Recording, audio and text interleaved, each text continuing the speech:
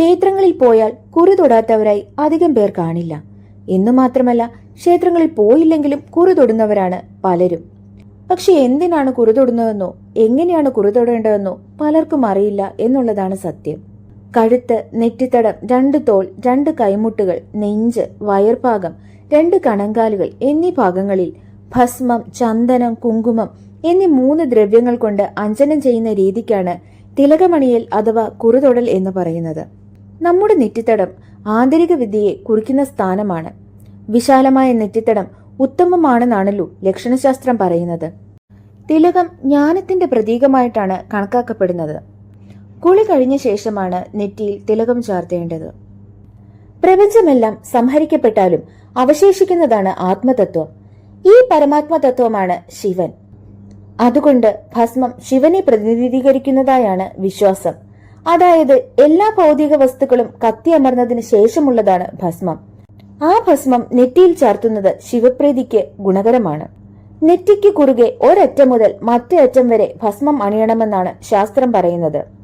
സന്യാസിമാർ മാത്രമേ 3 കുറി അണിയാൻ പാടുള്ളൂ. മറ്റുള്ളവർക്ക് ഒറ്റക്കുറിയാണ് പറഞ്ഞിട്ടുള്ളത്. കാരണം ഓരോ കുറിയും കഴിഞ്ഞുപോയ ബ്രഹ്മചര്യം, ഗാർഹസ്ഥ്യം, വാനപ്രസ്ഥം എന്നിവയാണ് സൂചിപ്പിക്കുന്നത്. അതായത് ഗൃഹസ്ഥാശ്രമങ്ങൾ കഴിഞ്ഞു എന്നതിന്റെ സൂചനയാണ് കുറികളുടെ എണ്ണം. ഭസ്മക്കുറി നെറ്റിയിൽ ലംബമായി അണിയുവാൻ പാടില്ല. ശിരസാകുന്ന ബ്രഹ്മാണ്ടത്തെ ചുറ്റിക്കിടക്കുന്ന ആത്മമണ്ഡലത്തെ സൂചിപ്പിക്കാനാണ് ഭസ്മം നെറ്റിക്ക് കുറുകെ ധരിക്കുന്നത്. ഭസ്മം അണിയുന്ന വിരൽ വലതുകൈയിലേതാവണം.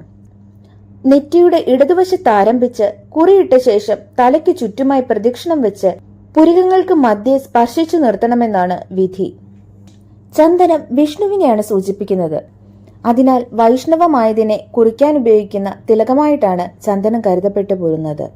വിദ്യയുടെ സ്ഥാനം കൂടിയായ നെറ്റിത്തടത്തിൽ ലംബമായിട്ടാണ് ചന്ദനം തൊടുന്നത്. സുഷുമ്നാ നാഡിയുടെ പ്രതീകമായി മുകളിലേക്കാണ് ചന്ദനം അണിയുന്നത്. അതായത് ഗോപിക്കുറിയായാണ് ചന്ദനം അണിയേണ്ടത്. മോതിരവിരൽ കൊണ്ട് വേണം ചന്ദനം തൊടാൻ. ശരീരത്തിലെ ആജ്ഞാചക്രത്തിന് ഉണർവേകാനും രക്തത്തിനെയും മനസ്സിനെയും ശുദ്ധീകരിക്കുവാനും ചന്ദനലേപനത്തിലൂടെ സാധിക്കുന്നു.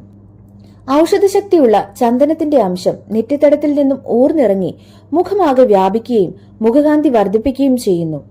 നെറ്റിയിൽ ചന്ദനം ചാർത്തുന്നതുകൊണ്ട് ശരീരത്തിന്റെ താപനിലയെ സ്ഥിരമായി നിലനിർത്തുവാൻ സാധിക്കും. തിലകധാരണം കൂടാതെ ചെയ്യപ്പെടുന്ന ഏത് കർമ്മവും നിഷ്ഫലമാണെന്നാണ് പുരാണങ്ങൾ പറയുന്നത്. വലിയതരം ഡിസൈനുകളിൽ ഓരോരുത്തരും സൗന്ദര്യ ചിഹ്നം എന്നോണം ആണ് സിന്ദൂരം തൊടുന്നത്. സ്ത്രീകൾ സീമന്തരേഖയിൽ സിന്ദൂരം തൊടുമ്പോഴും അല്പമൊക്കെ ഡിസൈൻ വരുത്തുവാൻ ശ്രമിക്കാറുണ്ട്. എന്നാൽ ചന്ദനവും ഭസ്മവും സിന്ദൂരവും അണിയുന്നതിന് പല രീതികളുണ്ട്. അതിന് പിന്നിൽ വലിയൊരു സങ്കല്പവും ശാസ്ത്രവുമുണ്ട്. കുങ്കുമത്തെ ദേവീ സ്വരൂപമായിട്ടാണ് കരുതപ്പെട്ടു പോരുന്നത്.